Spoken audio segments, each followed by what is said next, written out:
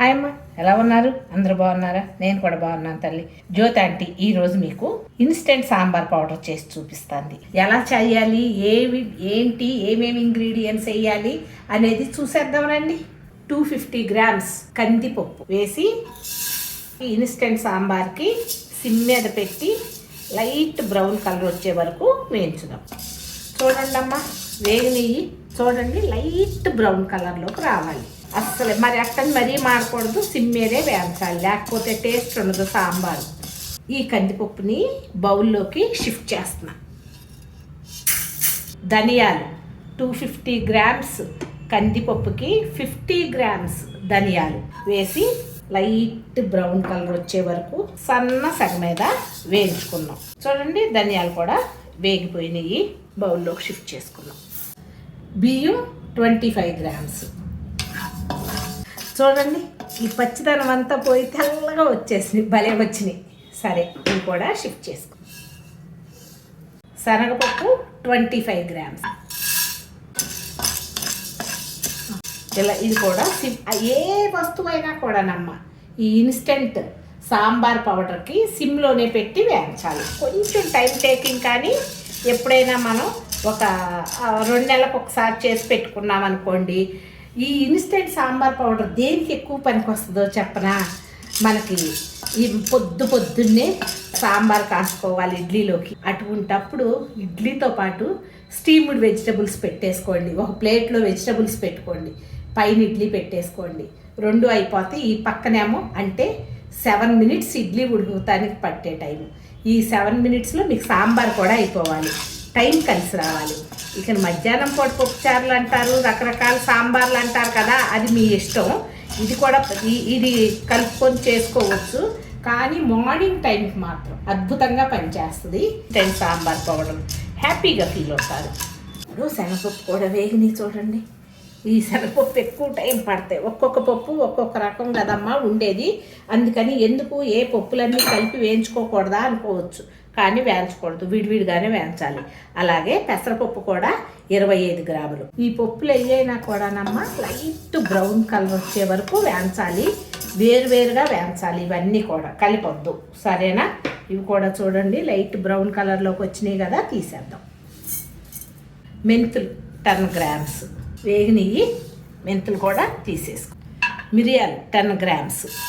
ఇవి సగం వేగుతూ ఉండంగా మనం అప్పుడు జీలకర్ర వేసుకున్నాం, సరేనా? చూడండి ఈ మిరియాలలోనే జీలకర్ర కూడా వేసేసుకోండి. సగం వేగిన తర్వాత వేస్తున్నా జీలకర్ర, ఎందుకంటే మన జీలకర్ర సన్నగా ఉంటుంది, అవి ఏం లావు ఉన్నాయి కదా, అందుకని.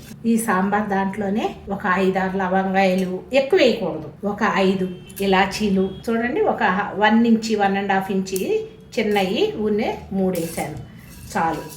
ఈ ఫ్లేవరు సాంబార్ టేస్ట్ బాగుంటుంది. ఎప్పుడు సాంబార్ వేసుకున్నా కూడా ఒక చిటికెడు వేసుకుంటే బాగుంటుంది.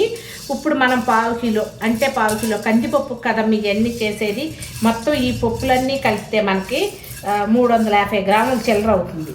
వాటికి సరిపడా మనము వేసుకోవాలి.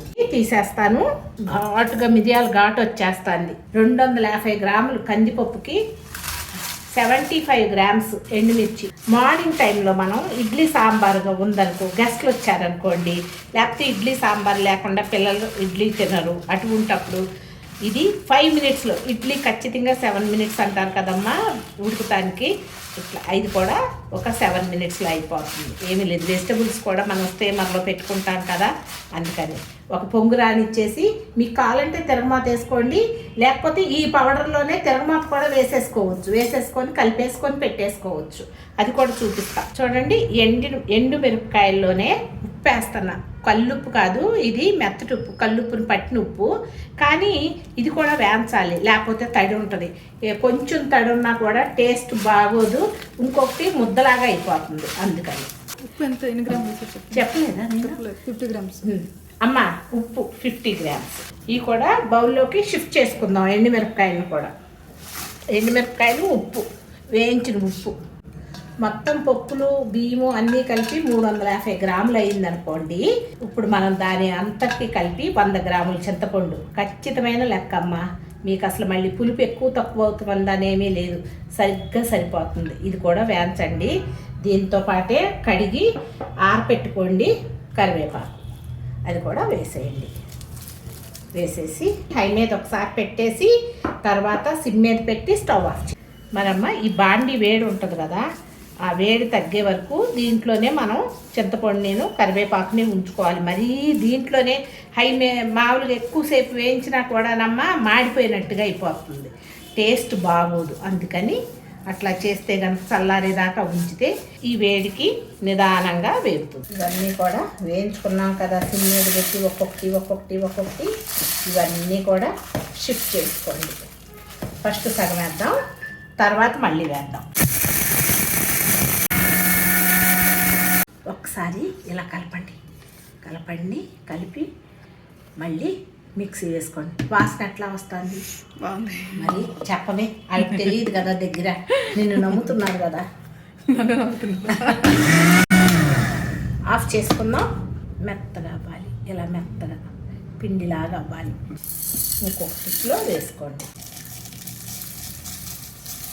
చూడండి, ఇది కూడా మెత్తగా పౌడర్ లాగా చేశాను. ఇప్పుడు మనం వేయించి పెట్టుకున్న చింతపండుని 100 గ్రాముల చింతపండు, మనం ఇప్పుడు ఏది వేసుకున్నా కూడా 250 గ్రామ్స్ కందిపప్పుకు మెజర్మెంట్స్. పసుపు ఎంత వేసాం మనం? 10 గ్రామ్స్. అలాగే ఇంగువ 1 స్పూను వేసుకోండి. తక్కువ కావాలంటే వేసుకోండి, కొంతమంది బెల్లం కూడా వేసుకోవచ్చు, మీకు నచ్చితే దీంట్లో బెల్లం కూడా వేసుకోండి. నేను ఒక్కొక్కసారి వేస్తాను, ఒక్కొక్కసారి వేయను. అందుకని కొంతమందికి ఇష్టం ఉంటుంది, ఇష్టం ఉండదు. అందుకని ఏం చేస్తానంటే చారు కాసేటప్పుడు వేసేసేస్తా, అది మీ ఇష్టం. బెల్లం కూడా వేసేసుకోవచ్చు ఈ టైంలోనే. ఇవి మళ్ళీ గ్రైండ్ చేద్దాం. చూడండి, చింతపండు కరివేపాకు వేసిన తర్వాత కూడా చూడండి ఎక్కడ అసలు మనకి చింతపండు కూడా కనిపించట్లేదు తెలుసా. ఇలా ఈజీగా ఉంటుంది వేసేసుకుంటే. చింతపండు కూడా శుభ్రంగా ఏళ్ళై తీసుకొని బాగు చేసిన తర్వాత వేసుకోండి, సరేనా? చూడండి, ఇవంతా కలిపేసుకుందాం. మొత్తం అంతా శుభ్రంగా కలుపుకోండి. చల్లారిన తర్వాత ఇలా స్టోర్ చేసుకోండి అమ్మా. శుభ్రంగా ఉన్న గాజు సీసాలో ఇలా స్టోర్ చేసుకోండి. ఎలా చేశానమ్మా ఈ ఇన్స్టెంట్ సాంబార్ పౌడరు? నచ్చిందా? నచ్చితే కనుక లైక్ చేయండి, షేర్ చేయండి, సబ్స్క్రైబ్ చేయండి. Thank you so much.